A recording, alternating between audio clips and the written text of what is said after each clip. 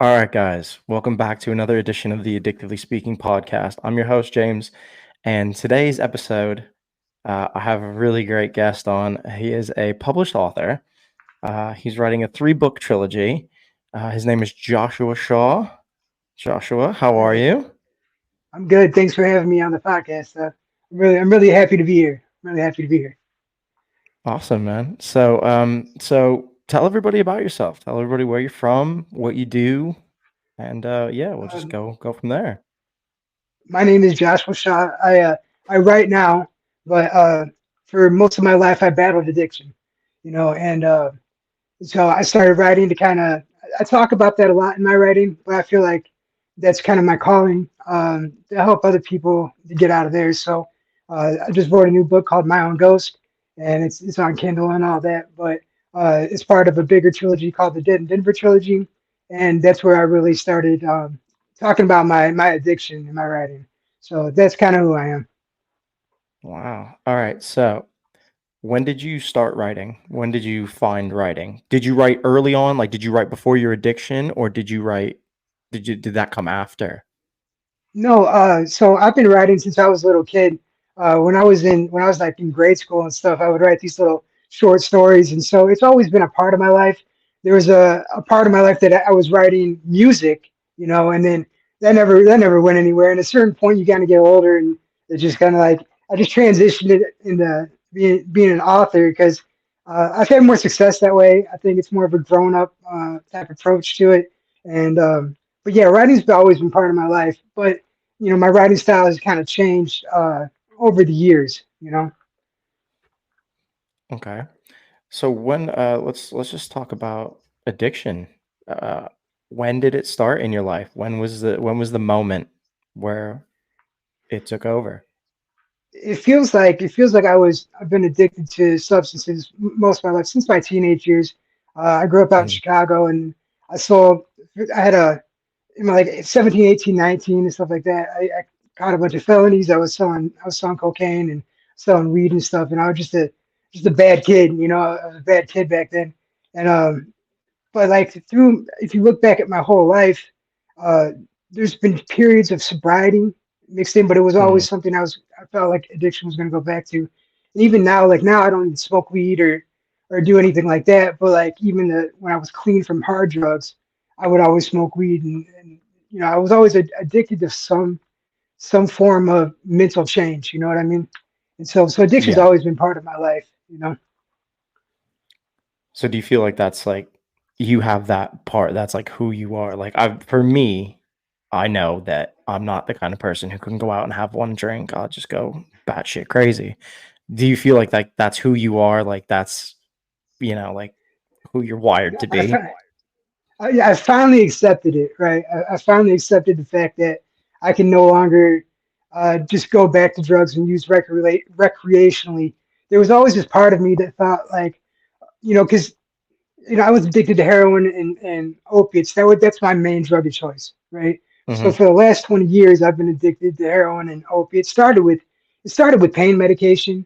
I got on pain medication because I had a back surgery. I was working out in the oil field out in Wyoming, and I hurt my back, and so like I started getting addicted to these pain pills. Um, but there comes a point like you can't just run at full blown spiral, so like I would have these periods of where I'd get clean.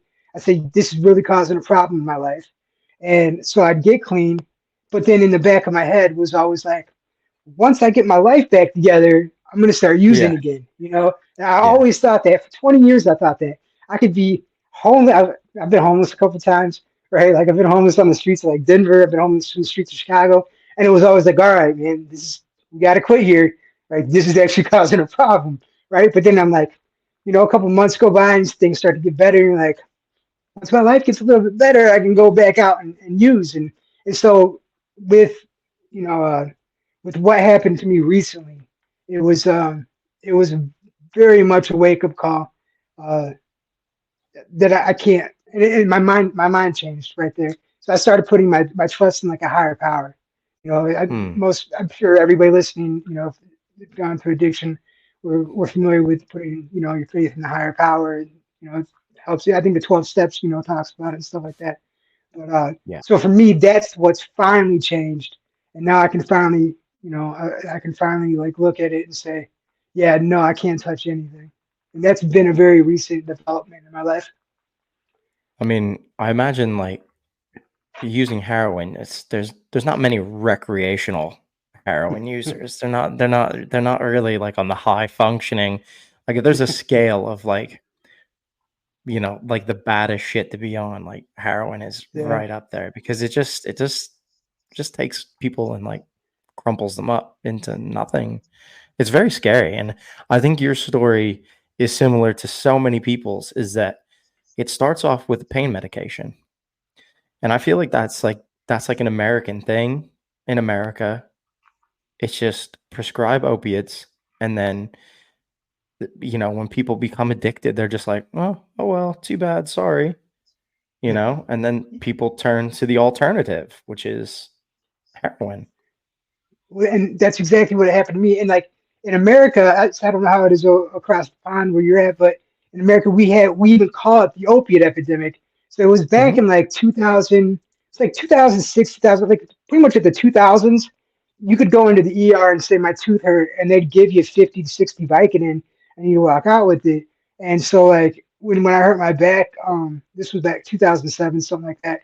They ended up doing pain management, right? So I was getting prescribed. They were giving me 180 oxycontin 20s, and then they were giving me like Percocet and then Vicodin for what they call breakthrough pain. So I was supposed to take the long acting oxycontin, but then it's like if you're hurting in between, they don't want you taking another oxycontin, so they give you Percocet Right. or a lower dose. But like this was monthly. I was getting these monthly, and then I started selling my pills.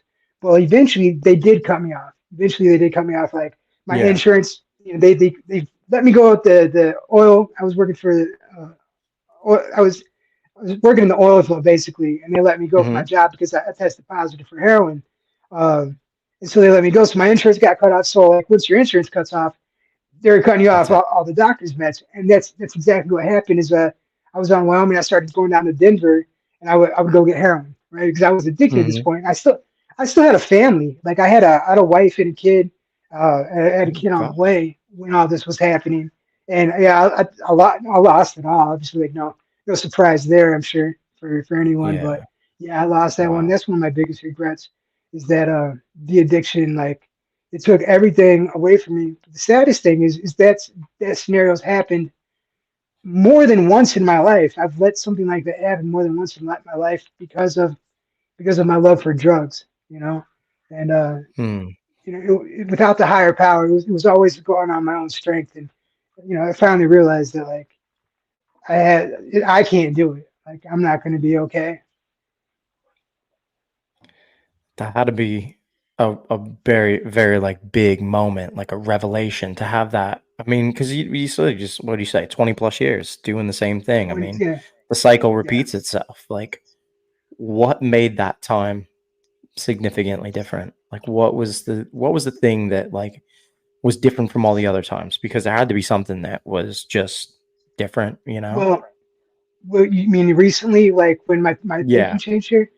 Okay, Yeah. so I end up I died. No better word for it. I flatlined and like I woke up months later. So I'm in Chicago now, and I would go, about an hour south of Chicago. So I'd take the trains in, I work and everything like that. I was working, but I would take trains in to Chicago, and I'd go pick up my heroin for the week, and then I'd come back to where I was, and I work that job or whatever. So I would routinely do this, and I've been doing this for since we moved back up here. But this one time, like it's not heroin anymore; it's fentanyl. And Fentanyl. yeah, I wasn't shooting. Like most of my life, I've been an IV user, but since I Hmm. stepped back into it, I was like, no, I'm not going to shoot anymore. Like I didn't want my arms all messed up because I don't really have any veins. Let's be honest, I don't have any veins anymore. So you snort it or whatever. And I was waiting for a train, one of the L trains in Chicago, the Hmm. elevated trains. Yeah. And all I remember, I briefly remember being like they had me on a stretcher and because it's up, so they're like carrying me down like this flight of stairs, and then that's the Yeah. last thing I remember. And I woke up months later in a coma. Like, well, I was not obviously I didn't wake up in a coma, but I woke You up woke up from a out of a coma. coma. Yeah, Wow. I woke up, and and it was a very lonely time. And I remember I didn't know where I was, what I had been doing. Um, I'm up in Northwestern Memorial Hospital, a huge hospital, and like I look down and see the city, and I was like nobody knew where I was, like nobody knew where I was. That was a big thing because like I didn't really tell anybody. I'm out there living reckless, like I don't Yeah. tell people where I'm going and stuff. So I had cops looking for me. My parents did like a welfare check and stuff like that. Nobody knew where I was, so nobody could even I didn't have my cell phone. I don't even know where my cell phone was at this point. I think somebody might have stolen my cell phone, like when I passed out. Like Yeah. Yeah. I don't, I don't know. But like, I remember waking up and it was just like, oh, I'd broken my front teeth out. I'd broken my Oh front teeth gosh. out, um, and I had a traumatic brain injury. Is what they call Oh it, my gosh. TBI. Yes. So it wasn't the heroin that did it. The heroin stopped me from, or the fentanyl stopped me from being awake.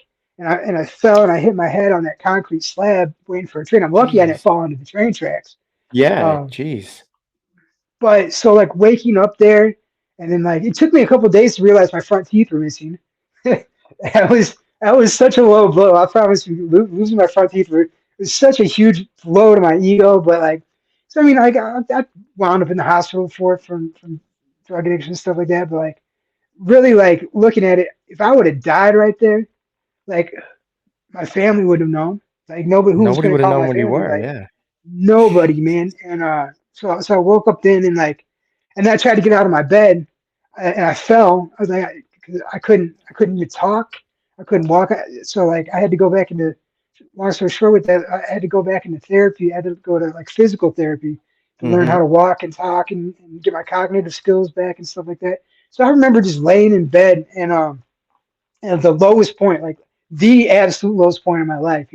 Maybe other than like losing my family and my daughter and stuff, but like I'm sitting there going, I'm like, bro, like you're 40, you're 40 years old. You just overdosed in Chicago, right next to the train tracks. Bums have like robbed all your stuff. Nobody called help. I don't know who called for No. help. And and you're missing your front teeth. And like, is this what you want to do with your life? Like, I look back over everything that I like because it's a cycle. This is something I've been doing. Like, do good for a while and Yeah. go get high, fuck it up, right? Yeah. But like, I never really died. Like one time I had a real close call back before my second book came out. But like I was dating, my fiance was a nurse and she saved me. So like, thank God. But I never. I say thank God now, but I never thanked God then, right? I thought like, oh, I just got lucky. My fiance's a nurse. She Yeah. found me in the bathroom. So like when I was in that hospital bedroom. I remember I woke up in the middle of the night and I could just see the city lights out there and like, and I was just thinking like, well, something's got to change. So I had these books that I'd been writing. The last couple of years have been real hard when me and my fiance broke and stuff like that. So I had these books I'm writing and stuff, and like, but I wasn't doing anything productive with my life. I was working just a regular job and just going to get high, like, and that was like this cycle I was in. And so I just remember there saying, thinking like, there's got to be a reason that God saved me. I recognized that it was God that saved me because I should be dead. It should be dead. I should have been dead. And so I think Yeah. that's what changed is when I realized that like, okay, God has kept me here. Other people would have died. You know, people die every day from. And I just Lots done of a people. little line of it. Yeah, I just done a little line. It wasn't like I was out there acting crazy. I was out there acting crazy, but I wasn't just doing like, huge rails and stuff. I just did a little bit on my, and then I Yeah. went out. That was it. So it really it made me very it had a lot of introspection. Did a lot of introspection, with what I wanted to do. And I'm like, if I did die, right then it made me think like, what would I have left behind for people? Like what would they Mm. people? It made me think that because people don't go to funerals anymore. So a bunch of people are going to sit there and post on my Facebook wall. like when they find it, when finally somebody would find out that I'm dead, and then and a bunch of people would say like, well, kind of saw that coming, and Yeah. I just decided I was like, yo, well, I'm changing all of this around, and I put there and I decided right then and there that like. I didn't make any promises to God. Well, I did make a promise to God, but it wasn't like a, if you do this for me, I'll do this for you. It was just like, um, I promised that I'd use the tools that He'd given me, the talents that He'd given me to I don't know, maybe help other people or something like that. I guess and yes, but it was putting my trust in Him. It was putting my faith in God that changed everything. And so I know now that it doesn't matter what it is, what drug I do. If I do even a little bit, I'm dead. God's pulling that card back. Like He's not. Yeah. So Yeah. I promise Him I'm not going to do drugs anymore. And so I know some people like to say like they're going to get clean for their family, they're going to get clean for their girl, they're going to get clean for their job, and like none of that works. I never got clean for me before. I got clean because it caused me a lot of pain before. I got clean because Yeah. like, man, I just lost some shit and like I don't want to, I don't want to keep doing this. But like, I never Yeah. got clean because like, it was the right And thing for that's me to do. that's the key is that is like recovery starts when it's for you. When the recovery begins is when you decide that enough's enough. You accept it, you own it, you admit it, you turn yourself over to a higher power, you you start taking the steps to say no more. And then you can kind of like actually do the work or like accept the things that are coming towards you so you can like build forward. Um so it sounds like you went through an absolute tremendous amount of hardship there. I mean, I can't imagine like waking up and not knowing how you got so like, you were in a coma. That's Yeah. crazy. And you had no idea that you was fentanyl that you were taking. You had no idea. No. No, so so I grew up out in Chicago. I've lived a bunch of places, but uh, they sell heroin out on like in blocks, right? It's run by gangs and it's a big organization. Like I'm sure certain blocks will make $10,000 in a day, but like I've been going to the same area uh, in Chicago, taking trains to go there for 20 years. I left for 10 years and I came back, and they're still selling the heroin right there. But they've changed what's in those bags. It used to be real heroin, it used to be real heroin, but now it's fentanyl. It looks a little bit different. It looks a little bit different. The stuff that we used to get was like a little bit more beige or brown. And the Mhm. stuff that they're selling now is real white and almost gray. And Yeah. but it's still it kind of smells different. But anyway, but yeah, I didn't know they were lacing me with fentanyl. Like because like the I don't know what you guys have out there, but here we have the fake Percocet 30s that the cartels are bringing, and so we know those are fentanyl. Like I've run across them before in Denver and stuff like that. We know those are fentanyl, so you be careful with it. But I was going to a place where they've sold heroin for 20 years, and And they you sold me thought you were fentanyl right there. getting a certain product. Yeah. Yeah, yeah, and you That's just don't tell crazy. them what's in it. It's crazy because I asked you because um I had a guest on recently. He's a pro wrestler and his brother passed away. And his brother thought he was taking a Xanax, but it was laced with fentanyl and it killed him. Wow. And it's just one of those things that like it seems like it's like a trend now that this fentanyl is being put into all type of different other products and people have no idea really what they're taking. Like you said, you've gone to this spot, you know, 100 times probably and bought heroin Oh yeah. every single time. And then the one time you end up with fentanyl and it almost kills you. So I mean, it's not to say that like, watch out, like drug dealers aren't really like you're on, they don't have like a Mhm. quality control guy. I said, like there's no guy back there going, yeah, this is fun. This is good stuff. So you just have to be careful. So that's a very scary reality that people that are in active addiction that are there. There's dangers out there now that can kill you in a heartbeat. Um, And so you come out of the coma, right? yeah, What? what were your next steps? Like, what were your plans after that? Well, I'll tell you a quick little funny story about being in a coma, real quick before I get into that, because like Yeah, yeah. uh, I tried escaping from the hospital because like when you're in a coma, and I didn't know this, and probably other people don't know it either. You're not just out. It's not like you're just dead asleep. You're living. I lived a whole different life in there, and like inside my head. So like Mhm, I was. I don't even know how to explain it. Like you're living this alternate reality. So like you might not be conscious of this world, but you're conscious in your mind, and you're doing things, and you're having mhm. experiences and all sorts of crazy stuff. And so I thought that I had killed a girl by giving her drugs. I thought I'd given her heroin in Chicago, and I thought she died, and that I was when I got out of the hospital that uh, I was going to be charged for murder in Chicago. And this is a Okay. real thing that I thought it happened in my head. And I even remember my parents must have come at some point. Uh, I don't know, or maybe I made that all up in my head. There's a lot of things I made up in my head, but I remember them like saying that I don't like they disowned me as my. So they must have never come. See, I'm still having false memories from being in the coma, or they couldn't believe me. They didn't want anything to do with me anymore. Like these are things that happened in my head. So when I did gain consciousness, I remember still thinking that like maybe I'd killed this girl. I didn't know her. It would have been, like I always went and got high by myself. But when you're out there walking around, like drug addicts know each other, and you kind of go dip off places and get high together and stuff like that. So, but so I was thinking that this was real, and I was trying to escape from the hospital.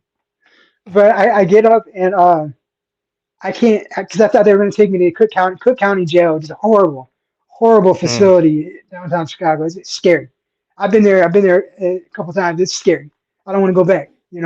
And so I don't know, but I couldn't walk. I couldn't walk, and so and that That leads me up tricky. to yeah, well, yeah, it was, but my motor skills weren't there because it was a traumatic brain injury. They told me, and I still don't know all the specifics of it, but I know when I fell out, I hit my head real hard, and I hit broke the teeth and everything. But so I get up and I'm trying to walk out, and and I just fell. I just fell again, And the nurse is sitting there, she's like, "What?" And the nurse probably checked on me probably 100 days in a row, and I'd never gotten up and showed any signs. So she was probably like, "What is going on here?" you Yeah, know. right? She's like, "Do you know where you're at?" And I'm like, "No." I had no idea where I was at, but so I said all that to say like those were the next steps. Is I had to. So I was awake. They got me. I had a tube in. I had a ventilator and all sorts of stuff. Like Yeah, I had all yeah. that in. So I was like hooked up to everything, and I fell. But so I was in that hospital from after being awake for I don't know, probably another 3 to 4 weeks, something like that. And and I was bedridden. Like I couldn't walk, and I didn't realize that I really couldn't talk either. But I remember like I don't know, being very abrasive to the nurses, and they must have had me on a bunch of different medications. I'm a nice guy. Always nice to people. And I just remember, but I never remember what I was saying. I just remember there was some bad interaction, with the nurses and stuff. And I just wasn't. They had me sedated pretty heavy, I think. Yeah. But I still wasn't understanding that like I couldn't walk and talk and these things. So when they told me they were going to discharge me,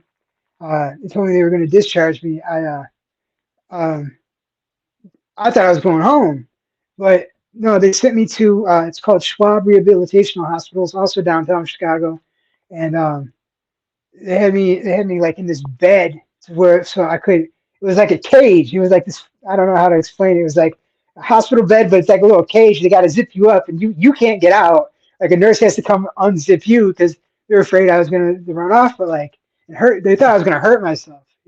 Oh, So okay, I okay. stayed in. Yeah. So like because I kept trying to leave.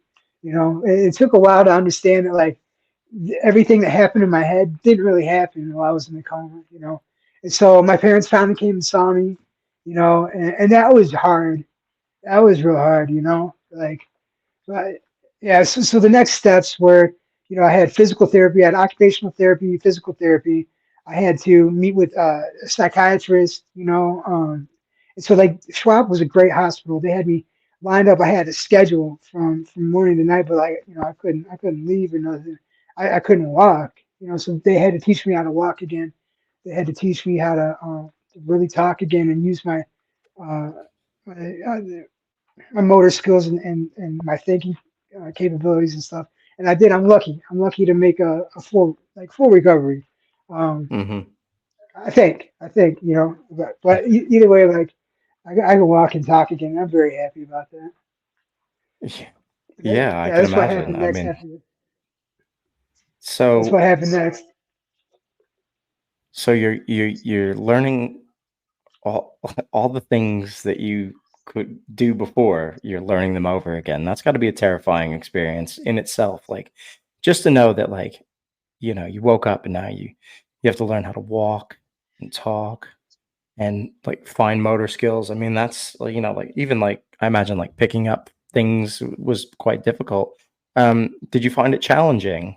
Uh, because I mean, you're obviously you're now sober because of the coma and everything. Like, was it challenging being sober and figuring out all of that all at one time? Like, that's got to be quite overwhelming. Yeah, it was very overwhelming. It's part of you because like we don't think we don't think about the things that we do. If like I'm gonna go pick up this water bottle, we're not Mm, telling ourselves to go do it. It's just it's happening. And mhm, I was not able to tell my body how to do things. Like even getting up and going to use the restroom, such a simple thing was something that I couldn't get my body and my legs to do. And I remember I didn't like how they were. I didn't like the fact that they weren't getting me up and taking me to the restroom. So I decided that was the first thing I like really worked on because I just didn't like how they were handling that part of my life and my recovery right there. I was the very mm, so I, and they would get mad at me for trying to get up and get out of my bed, but I figured out how to take the IV machine with me, and I mean mhm. it took me a lot, but that's the very first thing in my recovery that I worked on. But I told myself like I don't know what's going on with me, but I know that I'm not going to live like this. So like there was a lot of emotional stress there. Um, we take a lot. We all, I think maybe most of us take things for granted, just like picking up a Mm. water bottle or getting up to go to use the restroom. And it's an experience I wouldn't change for the world. It's an experience I wouldn't change for the world. Boy, I'd never want to put myself in that situation again. And yeah, I had to deal with it sober. I had to deal with it with no drugs other than what they were giving me at the hospital for like sedation, I think. But they definitely wasn't any opiates or it wasn't any like narcotics and stuff like that. You know, Yeah, um, yeah, they're not gonna put me on that for coming in there with a drug overdose. So yeah, yeah, it was challenging. It was a challenging thing, but I think it was a mind over matter. At a certain point, I understood that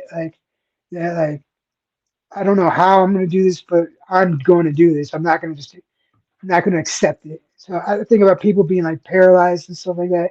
Man, it's got to be hard. It's got to be such a scary thing to be locked in your body and not be able to use it.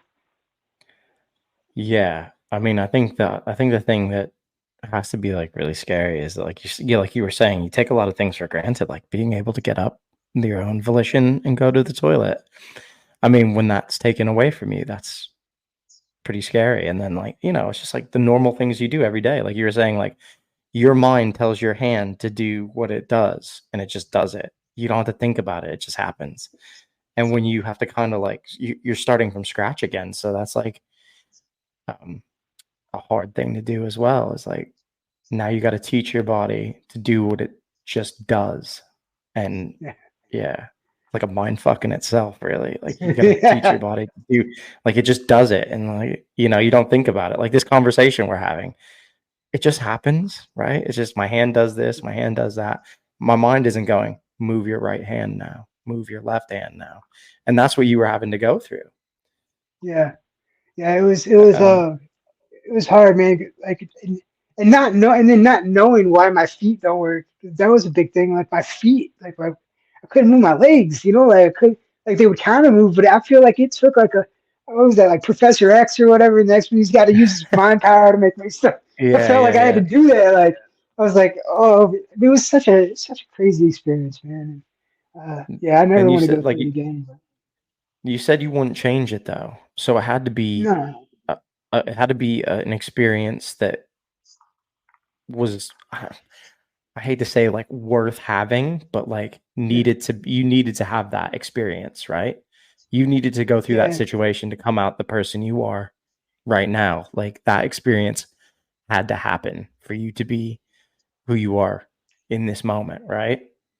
yeah, absolutely. I think like if I were to tell people like, and that's why I hope that like maybe people can get out of like either what I'm writing or the conversation we're having now. Like if I were to once I look back at my life, so like during that they had me like talking to a counselor, and I still see a counselor, and I'm still on like um, then I'm in recovery. Basically, I'm in recovery, Mm-hmm. and so I still see Mm-hmm. an addiction counselor and stuff like that, even though it's been over a year now. But we did like a life story, and so we had to like kind of write down these things, and I noticed the pattern. There was a pattern in my life, and if I tell people all the things that I've lost, if by the time I get halfway through, people have been like, "Why didn't you learn yet?" Like people because I've made so many mistakes and I've lost so much in my life and had to start over so many times. Um, so that you would think at 40, when this situation happens, you would think it shouldn't have happened anyway. Like it just shouldn't. Addiction's such a hard thing, man. Sometimes like we know better. We know we're destroying our bodies. So that's why I hope that like if anybody can hear the situations that I went through, there's no. A lot of times we think it's not going to happen to us. I thought that. I knew fentanyl was killing people for years. It's not going to happen to me. Like, and then if it happened to me, so, but but yeah, that situation because I lost other, so many other things in my life from my family, my daughter. I've lost houses. I was homeless. Like, and I did, and I always went back to drugs, and there's no explanation for it. But I think I didn't have a higher power on my side. He was still there. He was looking out for me, but I certainly wasn't using him or thanking him for anything. And so Yeah, I'm real you lucky. weren't. Well, yeah. So this experience had to happen because like God used it to really let him know He's real in my life. And yeah, it had to happen because I wasn't listening any other way. And it's sad. Uh, no, you said you have to see an addiction counselor. Do you do like a 12-step program? Do you need like Al-Anon or Narcotics Anonymous or No, anything like that? Or do you I have a don't. I've specific done parent? those before. Yeah, I've done Mm. those before. So I don't. Some people might. I don't know where your audience is going to fall on this. But I'm still using Suboxone for maintenance. You know Okay. what I mean? And it's Hmm. so I've been on the program for a year, and so during Yeah. that, so I take drug tests regularly, and then I still see an addiction counselor for it. And Hmm. I don't feel like a firm, even though I'm a year.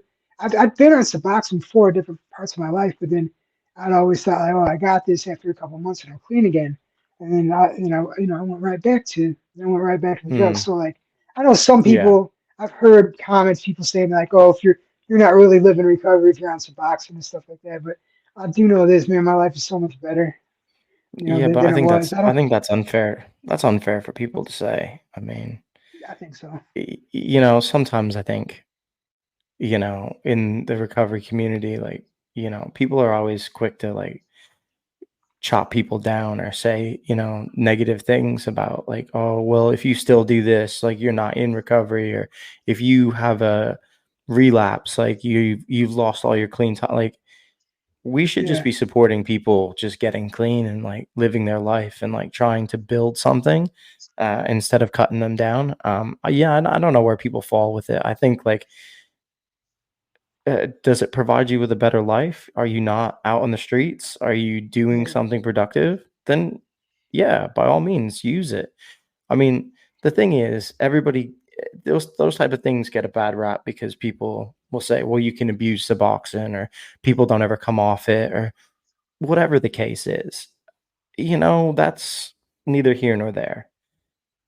You're not using heroin, right? right. That's the most important thing, isn't it? And Yeah, we should yeah, celebrate that, is that you haven't used it. yeah. I'm in a place where I take care of my family, and I live a productive. I'm a productive member of society. I like to think so. I Yeah. pay taxes. I pay taxes. Yeah. I don't do bad things. Like, you know, Yeah. I'm definitely not out there. Yeah, I've lived so bad before when I was younger. And I'm not that person anymore. But yeah, I believe that Suboxone is good for recovery, and I would, I know that people do abuse it. I don't quite. I know people. I think the people that aren't on it, right? Because like it doesn't to me it doesn't have any abuse potential. I don't see here's the thing, I can tell when I don't have it, but I don't get a Mm. head change or a euphoria or anything by taking it. It just kind of makes me like Mm. normal.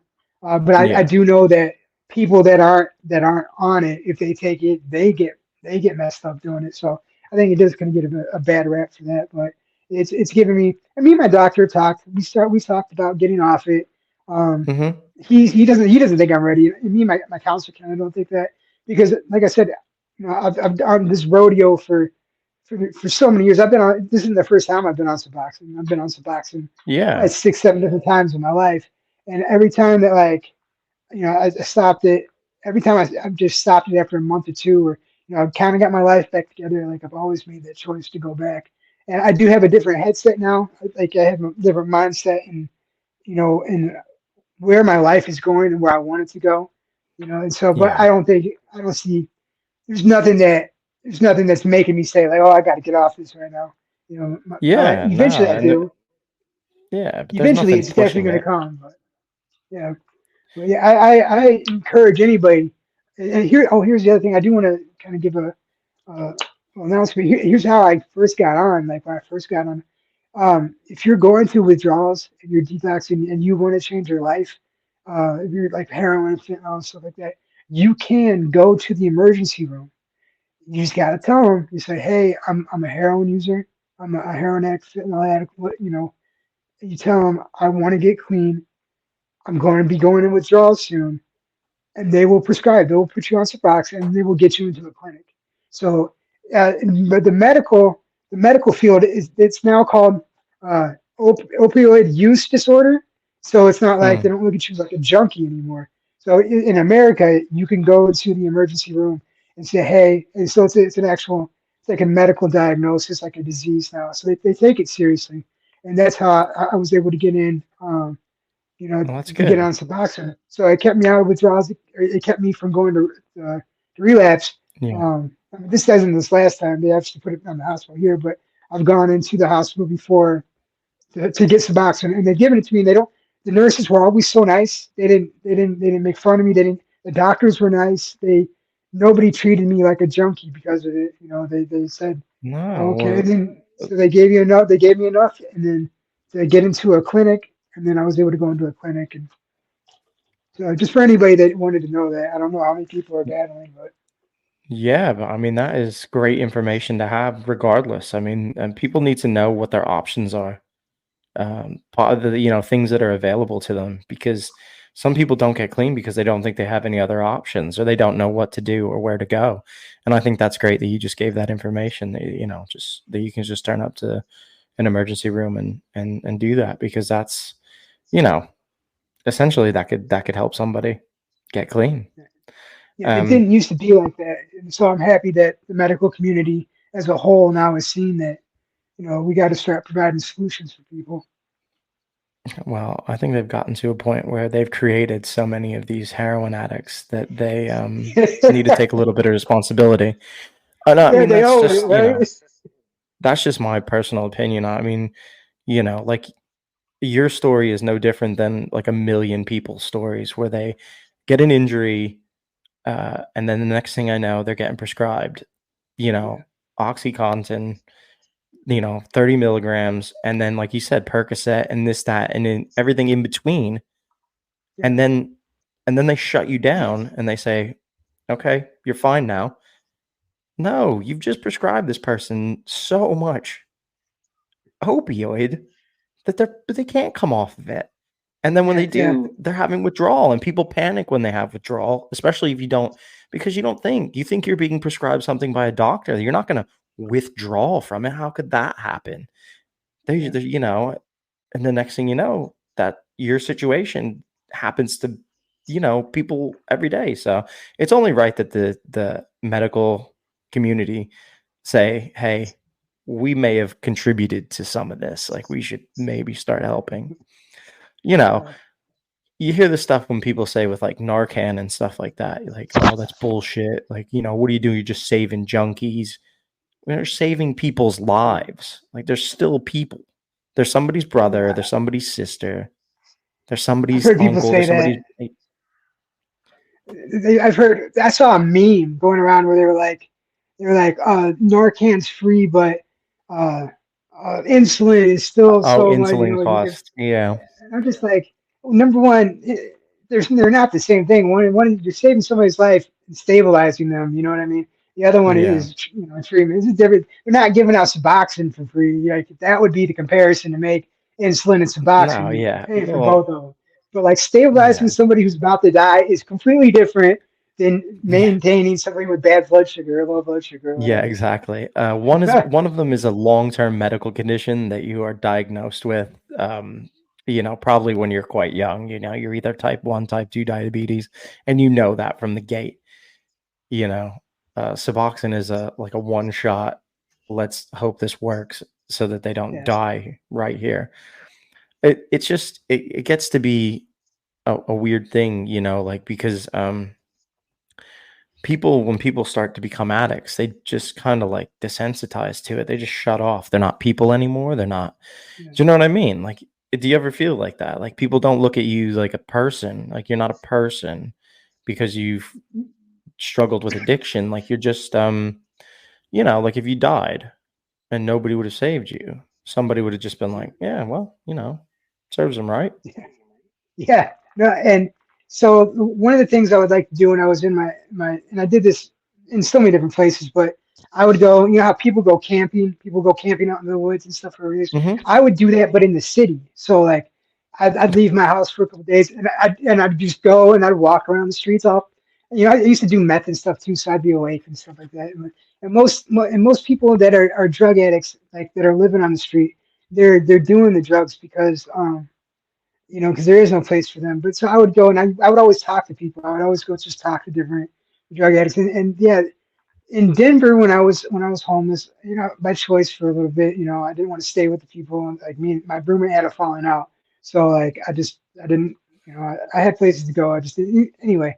But like one thing I know is that people are so mean to you if if you see you walking with a book bag, they automatically Hmm. assume that you're homeless. You probably are, but like people would go in the wintertime, people would go into like the McDonald's or just wherever they want to spend the dollars so they can get inside and get warm real quick.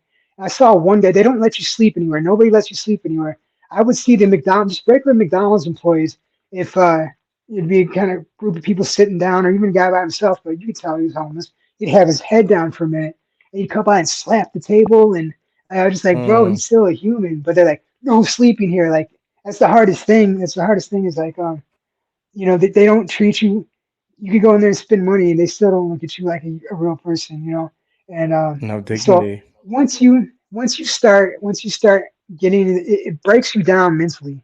The drugs break you down mentally. They break you down spiritually, and then once you feel like that you aren't a member of the society, you kind of just like become become okay with not being part of the society, and that Yeah, you people are like going to judge you, disappear. and yeah, and so and what that does is it causes people to spiral harder.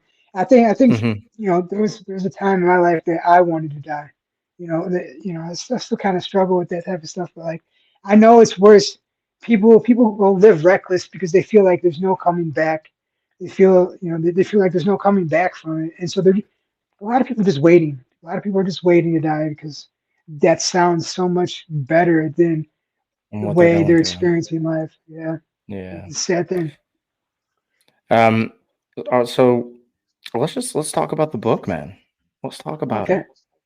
So let's talk about it. So All right. this is the first one in a trilogy. Yeah. Yeah. Yep. My own ghost is right here. There it is, My Own Ghost. All Yeah. right. If My you're own ghost. watching, if you're watching the YouTube, that will be on there. There'll be links to everything.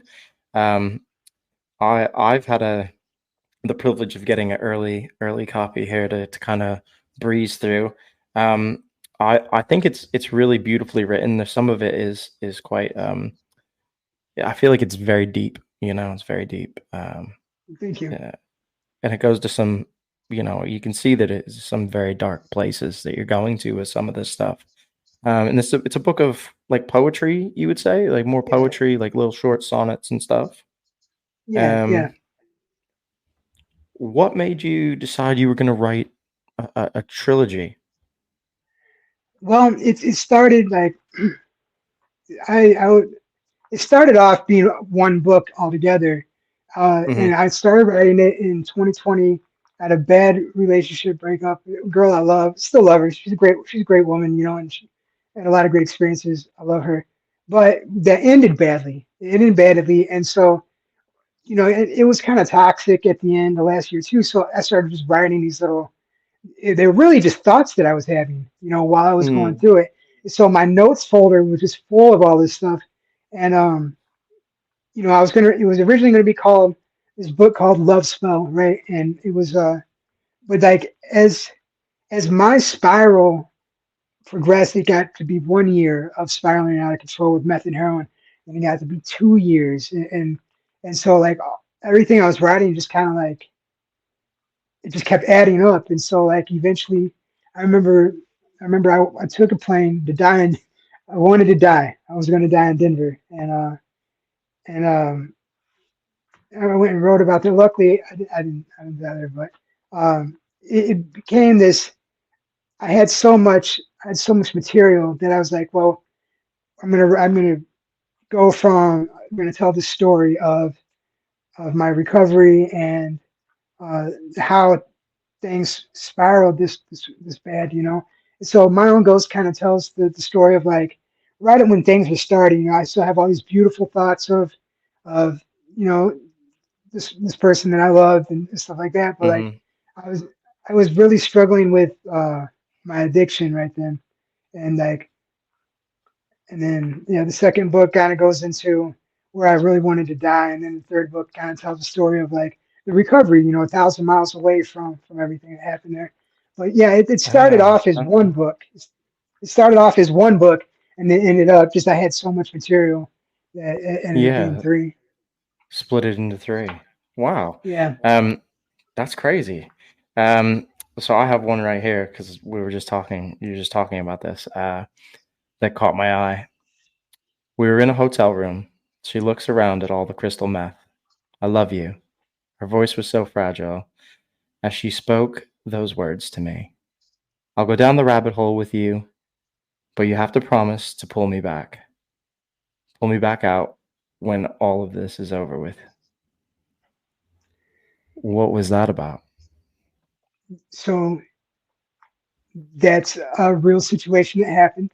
That's um that really happened. So when I was me and her have been seeing each other. She's a beautiful woman. I love her. Like she's great. She's a great person. Um, it's one thing that I kind of always regret is like, uh, she wanted to get high with me, and I let her. I gave her the drugs, and I'm really sad about that. That'll make you Mm, a hard person to love. And but I was dealing at the time, so I was driving from up where we were in Wyoming down. It was a straight shot I-25 down to Denver. I was picking up a couple ounces of meth, and I was bringing it back, and I was just staying in hotel rooms, and I was dealing it out there. Just stupid decision, but like I don't want to romanticize any of this, but I still have these fond memories of my relationship in that time of my life. But I remember we were sitting in the hotel room, and she just looks out. And I think it was like the day that she realized what I was doing, because like she knew I had a drug problem, but I don't think she had seen she didn't see like, because we kind of split. We had split. We were living together while I was out there, and then I started staying in a hotel because like she had a daughter, and like obviously I'm not a good person for a 17-year-old daughter to be around if I have meth. Like so, like we yeah, split, so we kind of had to end that. Yeah, but we were still kind of working on it. She was trying to get me clean. She wanted to get me clean, and like, but she didn't realize how far down the rabbit yeah. hole I had Down the gone, rabbit hole and you so were. yeah, because I was now it was just like from doing a little bit when we were together. now that I had all this freedom, and now I'm the drug dealer, and she made that choice, man. She made that choice to be with me and do it, man. And it sucks. Like it sucks. I should have never ever let her have any. And I shouldn't I say that. I should have never given her any. I should have never given her drugs because she wasn't doing it before me. And yeah, I regret that. I regret that a lot, man. And yeah, I never really did Mm. that much when I was drug dealing and shit. I never really gave people like I never turned them on to stuff. It was always stuff that they were already doing. But that time I did, and real piece of shit for that. Yeah, I'm real bad person for doing that.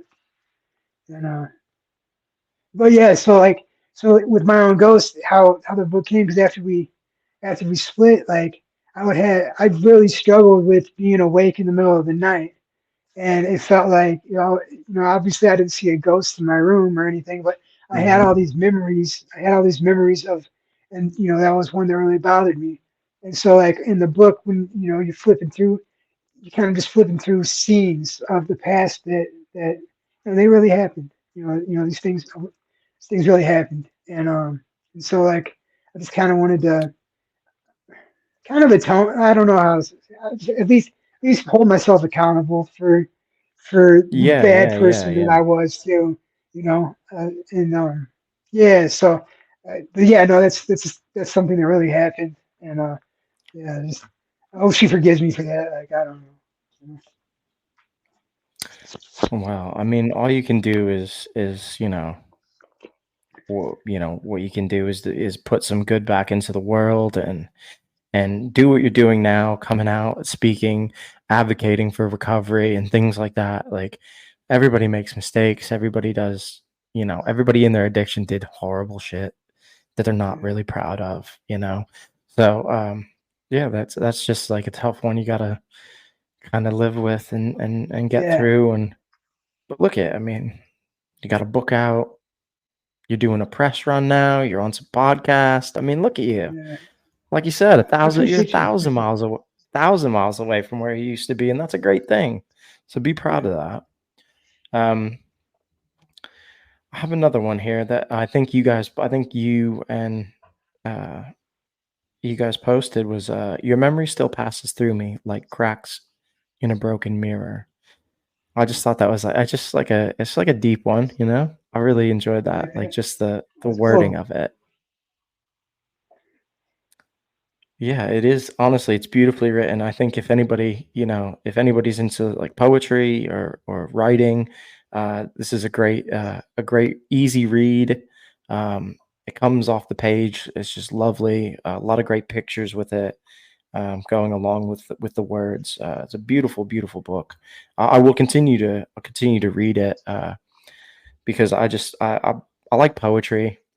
I don't actually like know any poems. I don't like read poetry, but I like hip hop music, so Yeah, I like rhyming schemes and like I like rhyming words and metaphors and things like that. So like poetry is quite nice. You know, when I get frustrated, sometimes I do like a little bit of writing, like just on a notepad. Just sometimes it helps you get your mind clear. So I yeah. do that every now and again just to vent or get thoughts out. It's very cathartic. It, They're it really intrusive. helps. So I felt like, Yeah. writing all this it helped me. And one of the things in my other books that were different, like I was writing for me back like, and I've been writing for years and nothing has taken off. Nothing has really taken off for me.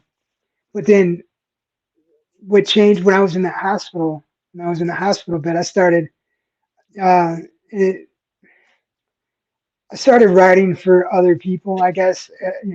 The stuff that I would have been scared to say, or I deal with a lot of like imposter syndrome is what they call it, or like I don't want to be vulnerable, and so you don't want to put these thoughts out there. But I started.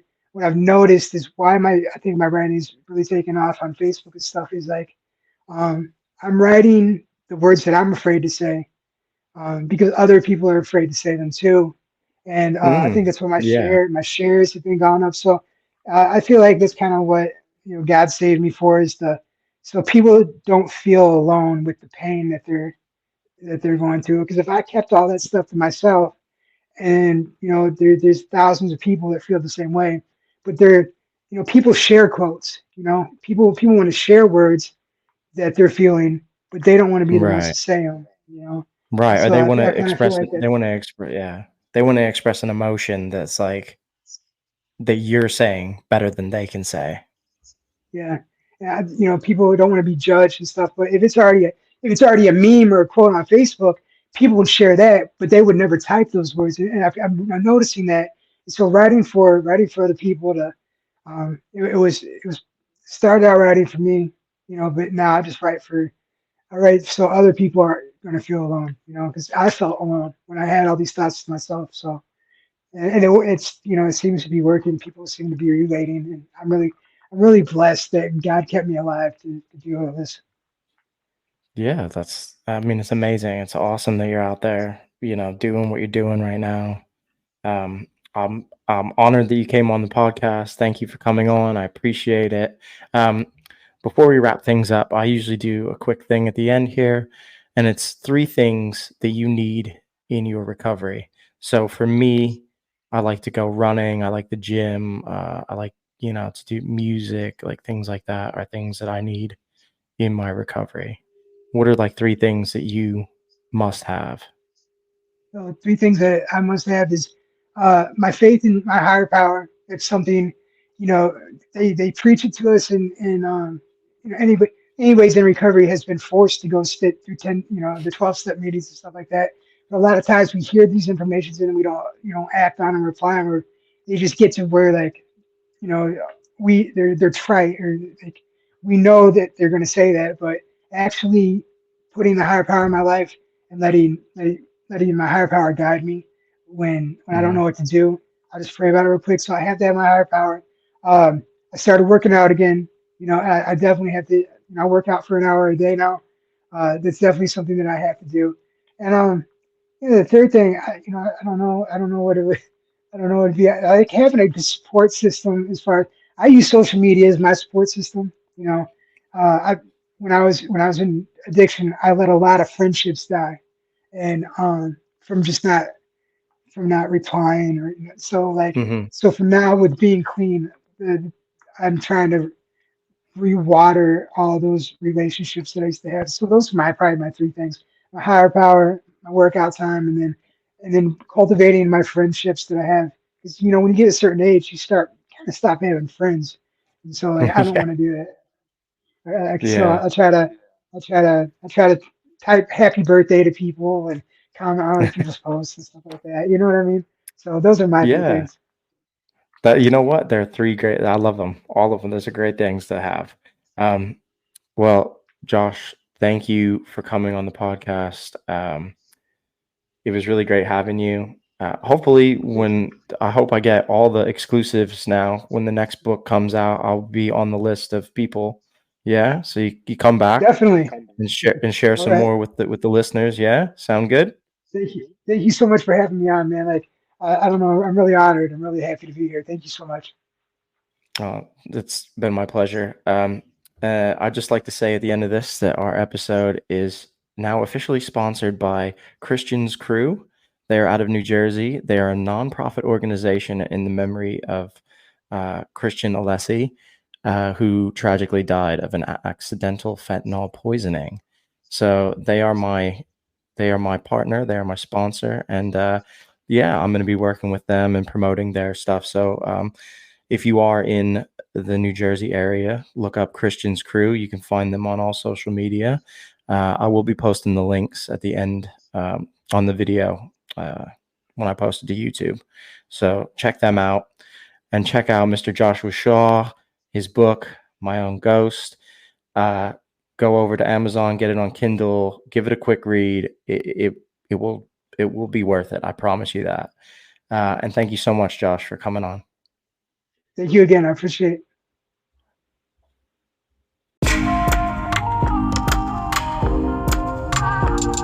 Yeah, me and my boys going crazy in 23, like MJ. but we ain't never gonna fade away. We ain't never gonna fade away. Me and my boys going crazy in 23, like MJ, but we ain't never gonna fade away. We ain't never gonna fade away. Me and my boys going crazy in 23, like MJ, but we ain't never gonna fade away. We ain't never gonna fade away. Oh no, oh no. Me and my boys going crazy in 23, like MJ, yeah. We ain't never gonna fade away. We ain't never gonna fade away. Oh no, oh no. Me and my boys going crazy in 23, yeah, like MJ, but we ain't never gonna fade away. We ain't never gonna fade away. Oh no, oh no. Me and my boys going crazy in 23, yeah, like MJ, but we ain't never gonna fade away. We ain't never gonna fade away. Oh no, oh no. Me and my boys going crazy in 23, like MJ, but we ain't never